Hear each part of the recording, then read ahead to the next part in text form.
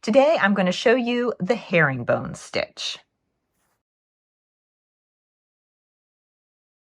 So I have drawn 2 parallel lines in pencil, and I'm going to start at one edge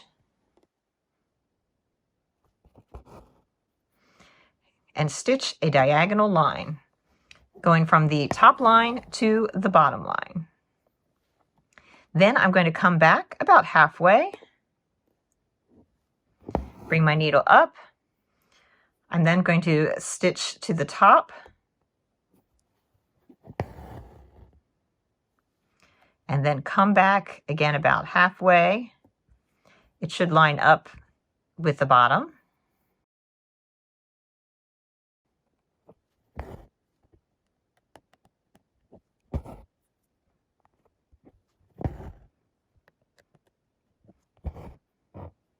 The rhythm of this stitch is diagonal stitch forward, small stitch back. So I'm moving forward as I stitch the diagonal line, but then I make a stitch coming back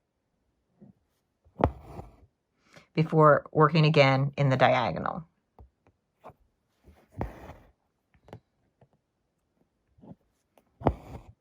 Once you get the rhythm down, you can experiment with the spacing of your stitches.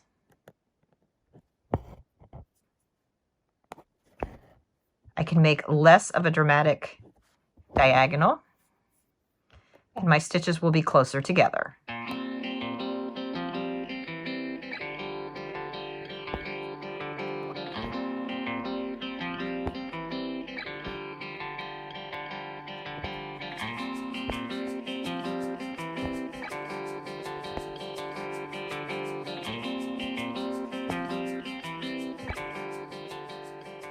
Here are some variations of the herringbone stitch. The stitch is all constructed the same way, but the spacing of the stitches is a little bit different. So here is a very narrow herringbone stitch with a fairly even distribution of the crosses. This middle section has the stitch lines far apart with very small back stitches, and it creates a nice open design. This third row that I'm working on has the stitches fairly close together and quite a large back stitch.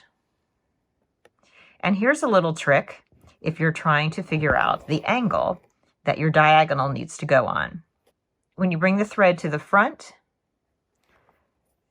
put it in the direction that the next stitch is going to be, and check that you are running parallel to the stitches that are on that diagonal.